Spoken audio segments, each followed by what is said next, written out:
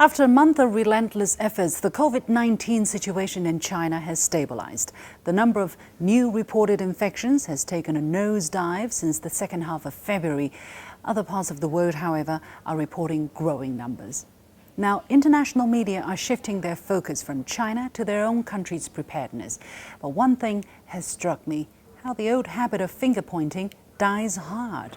A World Health Organization expert team met the press after ending their field inspection tour in China this week.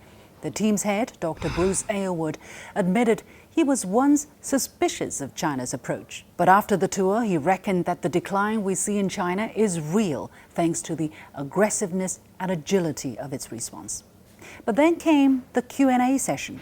The first and only question raised by one journalist from a well-regarded international media outlet was about China's cover-up in the early days of the outbreak. Journalists scrutinize and challenge, but at this moment, what is more important? To find out exactly how bad the Chinese system is, or to draw on its experience? Remember, such experience has been hard-won through the lives of over 2,700 people and collaboration among countless others. After the presser, there was only a fleeting mention by that media of the WHO's recognition of China's response, nor did it elaborate on the recommendations raised for the world. It's a pity. Equally harmful has been the rhetoric of U.S. Secretary of State Mike Pompeo, who can't seem to stop himself from pointing fingers at China and America's longtime friend Iran, among all the countries that have seen cases spike. He accused both countries of cover-ups.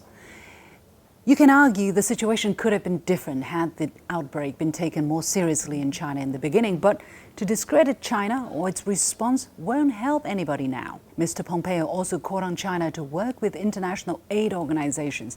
That's ironic, as the U.S. wants a 50% cut from its contributions to the World Health Organization and a 34% overall cut to global health programs. Here is what you might not hear from these journalists or politicians. For a month, China demonstrated an iron will and ability to save lives. Nationwide discipline and unity, strong coordination and execution, the use of high technology to boost online activities, reshuffling local leaders, blanket health inspections, expanding treatment and quarantine capacity creatively, integrating traditional Chinese medicine into treatment, and giving real-time updates of infection numbers through social media and hosting daily multiple press conferences. The list goes on. These measures may have prevented up to hundreds of thousands from being infected, according to the WHO. And China's sacrifice and efforts rendered a service to humanity, said UN Secretary General Antonio Guterres.